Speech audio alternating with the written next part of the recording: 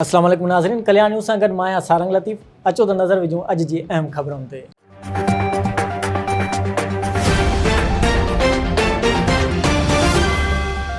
नाज़रीन, शहबाज शरीफ़ जे वज़ीर अज़म थियण जा चिटा इम्कान।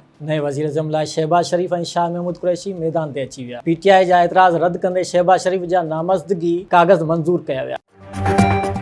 नाज़रीन, बिलावल भुट्टो ज़रदारी जो नालो नए वज़ीर ख़ारजा तौरु खयों पियो वञे। बिलावल खां साफ़िन पारां जॾहिं अहिड़ो सवाल कयो वियो त हिन मुर्की ॻाल्हि टारे छॾी। तहरीक इंसाफ़ क़ौमी असेंबली तां इस्तीफ़ा ॾियण जो ऐलान करे छॾियो। इस्तीफ़ाउनि जे मामले ते तहरीक इंसाफ़ जे मेंबरनि में ज़बरदस्त इख़्तिलाफ़ अक्सरियत इस्तीफ़ा ॾियण खां इनकार करे छॾियो। इमरान ख़ान जे सॾ ते मुल्क जे मुख़्तलिफ़ शहरनि में थोरी तइदाद में कारकुन एहतिजाजी जुलूस कढिया। किथे बि हंगामा आराई या वॾे पैमाने ते अवामी एहतिजाज रिकॉर्ड न कयो वियो आहे। हैदराबाद अवामी तहरीक जे मरकज़ी काउंसिल जो इजलास अवामी तहरीक जे मरकज़ी office D10 Palijo house Kasmabad में अवामी तहरीक जे मरकज़ी सीनियर नायब सदर अब्दुल कादिर रांटे जी सदारत में थियो। इजलास में मुल्क जी ताज़ी सियासी सूरत हाल ते तफ़सील सां ग़ौर वीचार कयो वियो। इजलास में चयो वियो त अवामी तहरीक सम्झे थी त मुतहदा अपोज़िशन ऐं PTI जे विच में हलंदड़ सियासी छिकताण में अवाम लाइ को बि खड़ितल न आहे। हुक्मरान धुरियूं अवाम जे हक़नि ऐं जमहूरियत जे नारनि खे इस्तेमालु कंदे पंहिंजे इक़्तिदार हासिल करण या इक़्तिदार बचाइण जे जंग में मसरूफ़ आहिनि। अवामी तहरीक सम्झे थी त इमरान ख़ान खे हुकूमत लाइ मुख़ालिफ़ धुर खे इक़्तिदार ॾियारण PP ऐं मुस्लिम लीग नून तरफ़ां MQM सां कयल जुदा जुदा मुआहिदा सिंध जे वसीलनि ऐं वजूद जी सलामती वार आहिनि। MQM जनरल ज़िया उन लाइ वजूद में आंदा जीअं MRD तरफ़ां जमहूरियत जी बहाली लाइ 1983 में हलायल तहरीक में सिंध जे अवाम जेको भरपूर किरदारु अदा कयो उन जे सज़ा खेनि MQM तरफ़ां सिंध जे शहरनि में रतो छाण कराए ॾिनी वञे। इजलास में अवामी तहरीक जे मरकज़ी जनरल सेक्रेटरी नूर अहमद कात्यार, सिंधियाणी तहरीक जी मरकज़ी सदर सुबानी डायरी, सिंधी हारी तहरीक जी मरकज़ी सदर डॉक्टर दिलदार लिगारी, सिंधी गर्ल्स स्टूडेंट तहरीक जी मरकज़ी सदर साजिदा परियाड़, सिंधी शागिर्द तहरीक जे मरकज़ी सदर आतिफ मल्ला, नूर नबी पलीजे, एडवोकेट वसंत थरी, डॉक्टर सिंधु मंगलहार शिरकत कई। ठरी मीरवा में जीअं सिंध क़ौमी पार्टी तरफ़ां ठरी मीरवा प्रेस क्लब अॻियां पार्टी चेयरमैन नवाज़ खान ज़हूर ऐं ॿियनि अॻवाननि मथां मनगढ़ंत केस दाख़िल करण, जसकम चेयरमैन असलम खैरपुरवी जी गिरफ़्तारी, परवेज़ सरगाणी समेत मुख़्तलिफ़ खंबे गुम कयल कारकुननि जी ऐं धारी आबादकारी ख़िलाफ़ जीअं सिंध क़ौमी पार्टी जे वाइस चेयरमैन हाजन गुल जी अॻवानी में एहतिजाजी मुज़ाहिरो कयो। उन मौक़े ते मुज़ाहिरीन केस ख़तमु करण ऐं अॻवाननि जी आज़ादी समेत धारी आबादकारी रोकण जा नारा हंया। मुज़ाहिरीन खे ख़िताब कंदे सूफ़ी हाजन गुल चयो त जल्द जसकम चेयरमैन असलम खैरपुरी खे आज़ादु कयो वञे ऐं नवाज़ खान ज़हूर समेत सभिनी कॉम्प्रेस अॻवाननि तां कूड़ा केस ख़तमु कया वञनि। ॿी सूरत में एहतिजाज जो दाइरो वधायो वेंदो।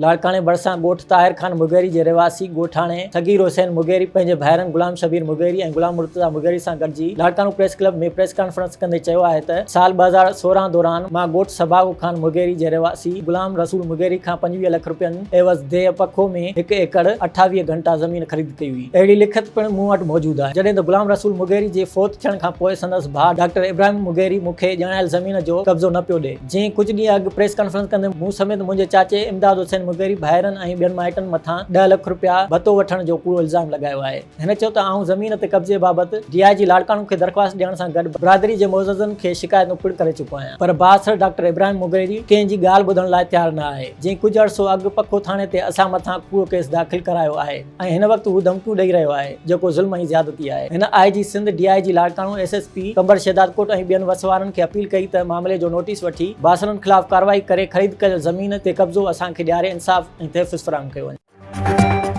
शहदादपुर वेझो ॻोठ ख़ुदादाद कपरी जे रहिवासियुनि ख़ुदा बख़्श ख़ासकली वाहिद ख़ासकली ऐं ॿियनि जी अॻवानी में ॻोठाणनि जालसाज़ी कंदड़ इक़बाल कुरैशी ख़िलाफ़ एहतिजाजी मुज़ाहिरो कंदे मीडिया अॻियां दाहींदे चयो त मुंहिंजे ॾाॾा मरहूम मोहम्मद इस्माइल ख़ासकली ज़रई ज़मीन जेका तालुके शहदादपुर जे देह बरंडी में असांजे ॻोठ भरिसां आहे, जंहिंजी सर्वे नंबर 823/819 आहे। ज़रई ज़मीन जी एराज़ी 4 एकड़ 32 घंटा आहे जेका मुंहिंजे मरहूम ॾाॾे मरहूम नसीर कुरैशी खे ॾिनी हुई। नसीर जे फोत थियण बैदि असांजी ज़रई ज़मीन संदसि पुटु इक़बाल कुरैशी संभालींदो रहियो। हिननि इल्ज़ाम मढ़ियो त इक़बाल कुरैशी ज़मीन जे मक़ादे जा पैसा नथो ॾिए ऐं न वरी ज़मीन असांखे वापसि करे थो। मालूम थियो आहे त मक़ादेदार लिक छुप में रेवेन्यू अमलदारनि सां मिली भगत करे ज़रई ज़मीन जा खाता पंहिंजे नाले ते जालसाज़ी करे ठहिराया आहिनि ऐं असांजी ज़मीन खे विकिरो करण जी कोशिशि पियो करे। असां मिसकिन ग़रीब पोरियत आहियूं। पंहिंजी ज़मीन वापसि घुरण तां असांखे कूड़नि केसनि में फासाइण समेत मौतमार धमकियूं ॾिनियूं पियूं वञनि। हिननि DC सांगर AC शहदादपुर ऐं ॿियनि वसवारनि इख़्तियारनि खां मुतालबो कंदे घुर कई आहे त मामले जो नोटिस वठी असुल खाता ॾिसी करे असां सां इंसाफ़ कयो वञे ऐं जालसाज़ी कंदड़ मक़ादेदार इक़बाल कुरैशी ख़िलाफ़ सख़्त क़ानूनी कार्रवाई करे असांखे पंहिंजो हक़ ॾियारियो वञे।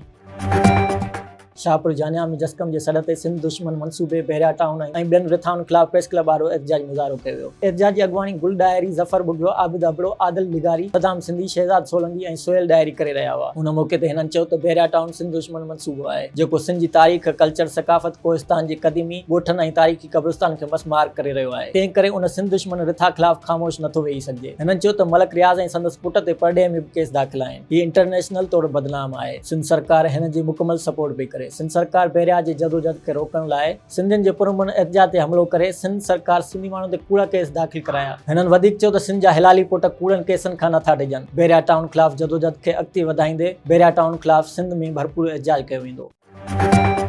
नाज़रीन, ही जो अहम ख़बरूं, वधीक तफ़सीली ख़बरुनि लाइ विज़िट कंदा असांजी वेबसाइट www.dailykalyan.com ऐं असांजो YouTube चैनल ऐं Facebook पेज डेली कल्याण।